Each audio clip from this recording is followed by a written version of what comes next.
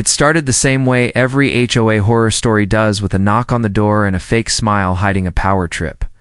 We had just moved into our new property on Ridge. Pine Acres, a semi-rural neighborhood with a mix of ranch-style homes, old barns, and enough land between houses to breathe easy. That's exactly why we chose it.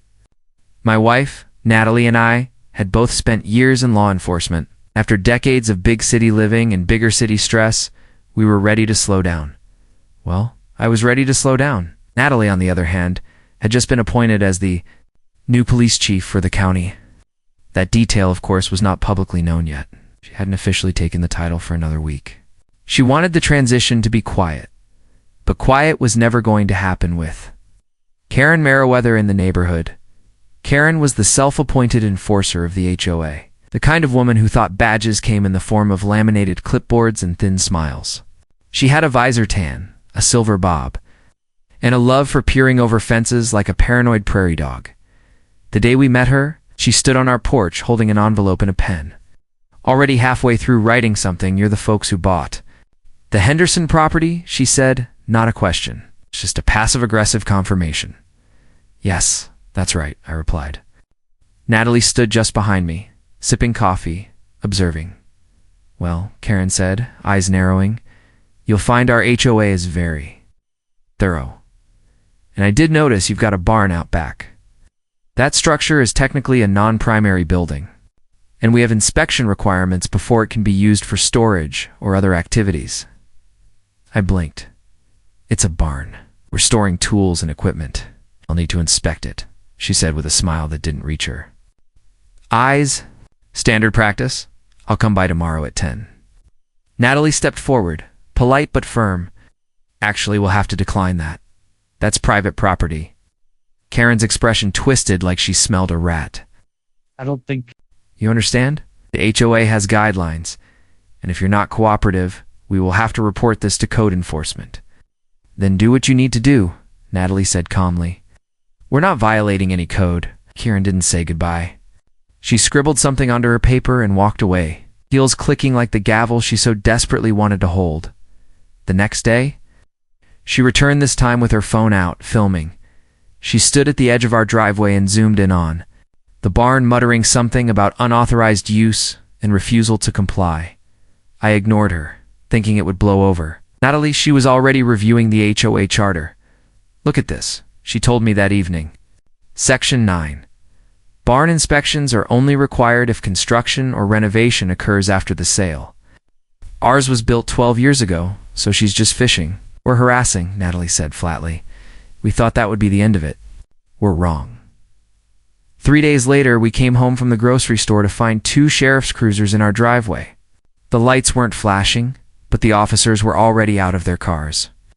Standing near the barn doors, Karen was there too, hands on hips, looking far too pleased with herself. "I called in a wellness check," she said as we stepped out. "Of the car, there were sounds coming from your barn. Strange noises, could be illegal activity or animals being mistreated. You refused inspection, so I had no choice." Natalie's jaw tightened. I could feel her restraining herself. The deputies looked uneasy, young, green. They gave us a polite nod, and one said, "We just need to take a look inside, ma'am. It's probably nothing, but we gotta follow up." "I understand," Natalie said, voice level. "But I'd like to speak to your supervisor before anyone enters our private structure." The deputy glanced at his partner, then reached for his radio. Karen looked outraged. "You're delaying officers?" she demanded. Natalie turned to her, calm and deadly. "No, I'm requesting their supervisor, which is my right." I stepped between them as Karen muttered something about uppity women and thinking they're above the rules. 10 minutes later, a third car pulled up. Lieutenant Marks, someone Natalie actually knew from a prior regional conference, stepped out. He looked confused when he saw Natalie, then surprised. "Chief Harris?" he asked. Karen's face went white. Natalie extended her hand. "Hey, LT, good to see you again. You're the new chief?" he said. Stunned, Karen started sputtering. "She can't be she. Refused inspection. She's hiding something." "Wouldn't open the barn?" Marks looked at her, then at Natalie. Then calmly walked over to the barn, looked at the padlock, the clean exterior, the property line. He turned back. This is a civil matter. It's no crime. No need for police involvement. Apologies for the disruption, Chief. Karen looked like she'd swallowed a wasp. Natalie smiled. No problem, Lieutenant. These things happen. That was. The moment the game changed, Karen hadn't just picked the wrong person to mess with. She had called the cops on the person in charge of the cops. And now, she was on our radar. That night, Natalie filed a complaint with the county about misuse of police resources. I started gathering camera footage from our doorbell cam plus 2 neighbors who had caught Karen sneaking around near our barn earlier that week. Turns out she'd been peering through the slats with her phone light, trying to record anything. She didn't find anything illegal. But we found something very interesting. On one recording, taken at 2:14 a.m., 2 nights before the sheriff visit, Karen was heard saying, "If I can't catch them breaking the rules, I'll make sure they break them." Natalie raised an eyebrow. When we heard it, that's enough to prove intent to harass. And with your new position, that goes directly to the DA, I said. Natalie nodded. Time to turn the pressure up. The next day, Karen's car was gone, then the HOA board. President Mr. Oglethorpe showed up at our door with an apologetic smile. I just wanted to say, we had no idea she filed those police reports. That wasn't authorized by the board. We're handling it internally. Natalie crossed her arms. I hope so, because if I see another false report tied to this HOA, we'll handle it externally. The message landed. He swallowed hard and nodded. We thought things would quiet down, but we underestimated how deep Karen's obsession ran. 2 nights later, we were awakened by a loud clang. Outside, someone had tried to jam a long steel rod into the barn door lock, clearly attempting to break it open. A neighbor's camera caught the whole thing, and yes, it was Karen. That's when Natalie said, "She's not just annoying, she's escalating. I'm filing charges." After Karen's attempted break-in at our barn was caught on camera, everything shifted from irritation to legal action.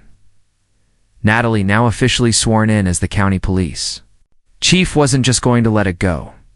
She knew exactly how to handle escalating harassment, and with Karen caught in the act on multiple angles of security footage, including audio from the neighbor's porch cam, we had more than enough to bring the hammer down by noon the next day. We had already submitted a criminal complaint for trespassing, attempted property damage, and harassment.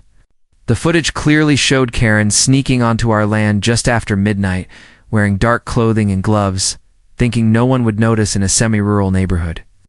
But modern cameras have night vision, and Karen's smug face was crystal clear. Natalie met with the county sheriff personally. This isn't just a neighbor dispute, she said. She used HOA status to manipulate law enforcement, misreport activity, and is now attempting to break into private property. Felony-level stalking. Sheriff Morales, a seasoned man who dealt with more than his fair share of entitled suburban enforcers, agreed without hesitation. I'll send someone out. We'll take this seriously. Within 2 hours, Karen had 2 uniformed deputies at her door with a notice to appear and a temporary protective order filed against her on behalf of Natalie and me. For someone who thrived on power, the look on her face when the law came down on her was almost cinematic. She didn't scream. Not yet. But she didn't go quietly either. Karen posted on the neighborhood Facebook group almost immediately. It's a sad day when people who move into our peaceful community bring the city's corrupt politics with them. They're trying to silence me for defending our values. Don't be fooled. The comments section. It's not exactly on her side anymore. People had seen the footage. They'd heard the story from their own kids, their own doorbell cams, and in whispers over fences. Some were still afraid to speak, but others weren't. A woman named Elaine replied, "Karen, you tried to break into their barn in the middle of the night. You're lucky they didn't shoot you." Another neighbor wrote, "She's the police chief. You tried to get her arrested for not opening a shed. Sit down." The tide had turned. Karen was losing ground, but not before making one last desperate move. That weekend, during the monthly HOA meeting at the community clubhouse, Natalie and I attended not to stir up drama, but because we wanted to hear what the board would say. now that their enforcer had gone rogue. It didn't take long for things to explode. Karen showed up, commenced the protective order, storming into the meeting with a stack of papers and a file folder. She walked straight to the front of the room, slammed her materials on the table, and turned to face the crowd. "I have proof that the people living at 42 Ridgepine are running unauthorized activity from their barn." She spat. They refused. Inspection used their authority to bully this HOA, and now they're trying to paint me as the villain. I stood up. Natalie didn't move. She just reached for her phone, dialing without hesitation. "Karen Meriwether," she said loudly over the murmurs of the crowd. "You are currently violating a protective order by being within 50 feet of me. That is a Class A misdemeanor. You may want to stop talking." That's when Karen lost it. "I don't care who you are," she screamed. "You don't belong here.